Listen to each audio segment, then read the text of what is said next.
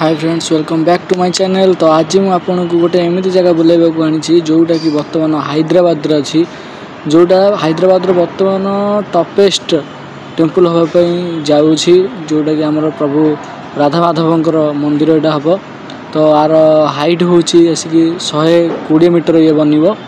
तो देखो आ पाखर गोटे बिल्डिंग अच्छी ये प्रेस्टीज यहाँ बर्तमान 35 फ्लोर। ये 35 floor building to see height रही प्रबल हाइट। यहाँ माने हैदराबाद सब टलेस्ट टेम्पल हाँ जाऊँगी। सब टलेस्ट टेम्पल हूँ गोटा ना रंगनाथ स्वामी टेम्पल जोटा कि तमिलनाडु अच्छी। तो तार हाइट हूँ के 73 मीटर।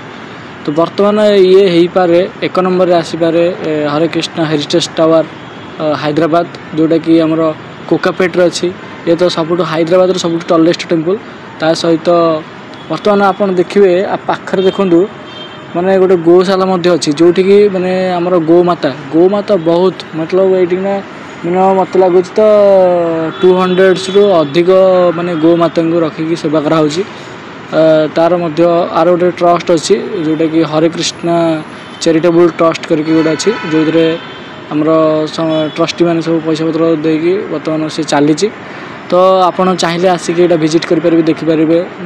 खास करके आपड़ जदि ये पाखापाखि रोच हैदराबाद पाखापाखि रोच कोकापेट पाखापाखि रोच आसतु संडे मिनिमम 8टा पूर्व जब आप सका 8टा पूर्व आसबे ये आमर माने जप हो जप है समस्त प्रसाद सेवन ये रही। तो आप आसिक एमती बुलिकी देखिकी जापारती। बर्तमान तार कंस्ट्रक्शन काम चली जोटा कि बर्तमान फास्ट फ्लोर स्लैब बर्तमान रेडी कराऊँ। फास्ट फ्लोर स्लैब पर एमती तार सेकेंड एमती 8 फ्लोर हम 8 फ्लोर पर तार मंदिर स्ट्रक्चर काम स्टार्ट हो। तो यार हाइट बर्तमान केते ना 120 मीटर हबार प्लानिंग अच्छी। तो मे भी ये इंडिया सब टलेस्ट टेम्पल हो पारे आग को जाइए। तो आसतु आमर प्रोजेक्ट फुल देखु। धन्यवाद। तो आप आसिक यहाँ बुलिकी जापर देखिपारे जोटा कि बर्तमान यहाँ अच्छी आमर हैदराबाद कोकापेट।